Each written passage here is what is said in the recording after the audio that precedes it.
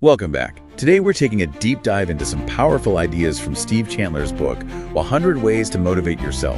Yeah, and the mission here is pretty radical. We're looking at challenging this whole idea that you, the listener, have some kind of fixed personality. Exactly. That belief, well, it can be really limiting, can it? Absolutely. Chandler basically says personality is overrated.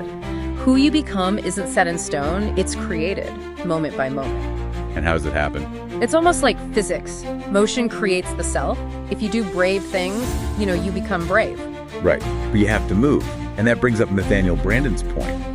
A goal without an action plan? That's just wishful thinking, a daydream. Precisely. So you need action, but directed action. That starts with vision. Okay, let's talk vision. Like the Arnold Schwarzenegger example.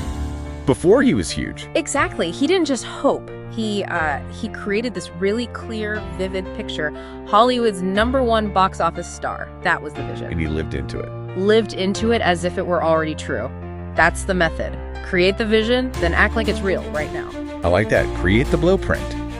But how do you light that fire underneath you to actually start building? Well, for that immediate clarity, Chandler suggests something intense, the deathbed exercise. Well, okay.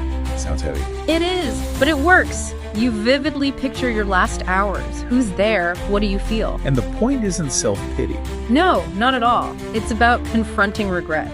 Not regretting your life, but regretting, the love you didn't express, the chances you didn't take because of fear or maybe just comfort. So it jolts you out of that someday I'll mindset where all the important stuff gets parked. Exactly. It gets it off someday I'll and into today. And weirdly, facing death makes you feel reborn, gives you that urgency. Makes sense. That urgency then fuels the practical side, like discipline. Right. Which leads to this idea of learning to sweat in peace. The Navy SEALs thing. Yeah, the more you sweat in peacetime, the less you bleed in war. It means making your preparation harder than the actual event. Like that Little League story he tells. Perfect example. Practicing with tiny plastic golf balls whizzing past like crazy, faster than any real pitch. So when the real game came, the actual baseball seemed slow, easy, almost like a balloon floating in.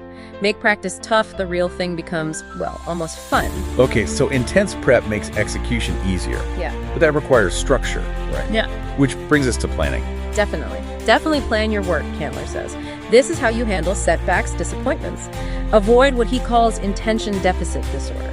Intention deficit disorder. That feeling of knowing what you should do, but doing something else instead. That constant confusion. That's it. And the fix is planning. Remember the rule? 1 hour of planning saves what? 3 hours of execution? Wow, that's huge. It's huge.